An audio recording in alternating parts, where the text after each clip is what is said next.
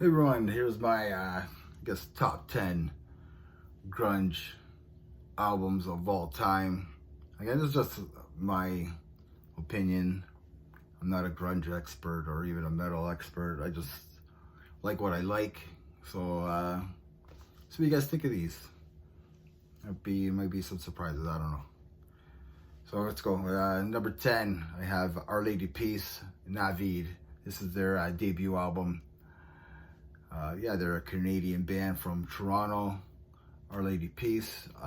This was released on March 22nd, 1994 on Sony Music Canada. Navid became a success in Canada, it being certificate 4-time platinum in the country. They have like 5 singles that were released for this album, including The Birdman, Starseed, Navid. Yeah, this is like alternative rock, post-grunge vibe to their sound. I really enjoyed it back in my early teens, back in the grunge movement there. So yeah, so I got Our Lady Peace and Navid. If you're into grunge stuff, you haven't checked this band out, especially this album, please do so.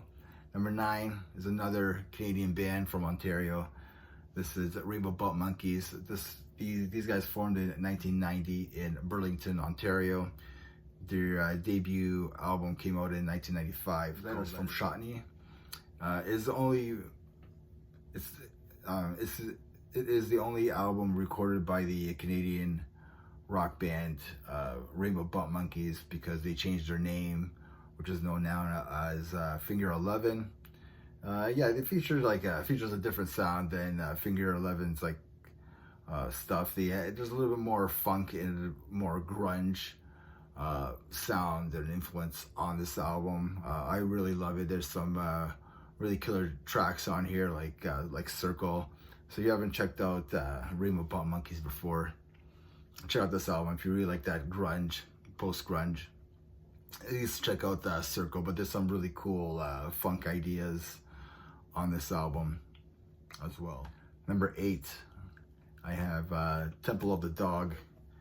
Yeah, Temple of the Dog. They formed in Seattle, Washington in 1990. This had Chris Cornell of Soundgarden. I guess it was like a tribute to his friend, the late Andrew Wood, the lead singer of the band Mother Love Bone. The lineup also included Stone Gossard on rhythm guitar, Jeff Ament on bass, both ex-members of Mother Love Bone and the future members of Projam, which we'll be talking about later, and also Mike McReady, later Projam as well, on lead guitar, and Matt Carrion, who played drums on here. Played drums for Soundgarden and later for Projam as well. Eddie Vedder also appeared as a guest vocalist on this album as well, and some backup vocals. And he later became the vocalist of Projam. So this is pretty cool stuff here. So yeah. Hunger Strike is probably like one of my favorite songs of all time. So I think a lot of people should know Temple of the Dog. Number 7, I have Stone Temple Pilots, Purple. I was debating either this or Core, but I kind of like this album a little bit more. This is their second studio album by Stone Temple Pilots. It was released on June 7th, 1994 on Atlantic Records. Their debut album, Core, which is 1992, was a big success, and it debuted number 1 on the Billboard 200 with 252,000 copies sold in its first week. But yeah, this I ended up picking this album, like I was trying to say before, because like Vaseline is probably one of my favorite songs by the band, and especially for the whole grunge sound in that early 90s. But you can't go wrong with Core, or you can't go wrong with this album, Purple. in my books. So number 6, I have a Canadian band, I Mother Earth. I picked their debut album, Dig. Yeah, these guys are from Toronto, Ontario. They released their debut album on October 10th, 1993 on Capitol and EMI Records. The album was certificate gold in Canada in its initial run, and then it stands at platinum today, I guess. It also won a Juno Award in 1994 for Best Hard Rock Album. It was either this album, I was either going to pick this album or their sophomore album, Scenery and Fish, which has more of a commercial sound to it, but I don't know, this album is just really heavy. It's just a heavier album in my books. Yeah, like I said, they got me into the band with their music video from the song Levitate.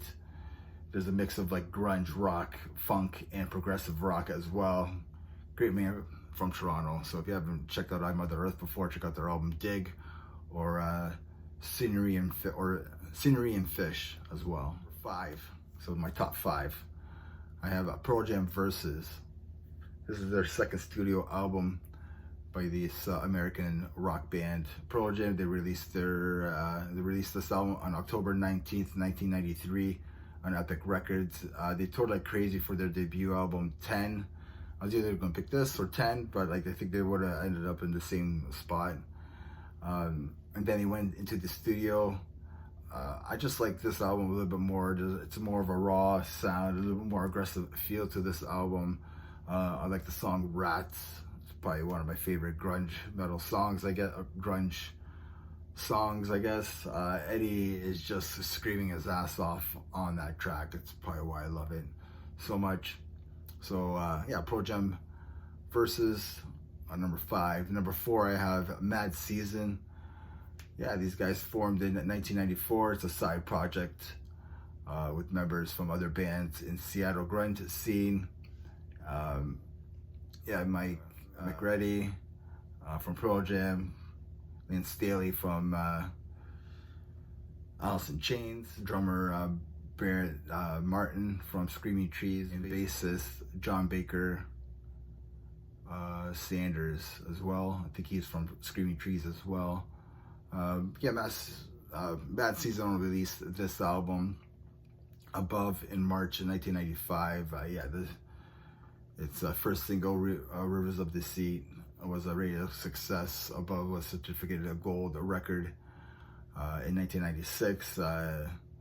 They went on a semi-hiatus because like members were busy and Lane Staley was like on his substance abuse and stuff like that. So yeah, Mad Season, one of my favorite albums of all time as well.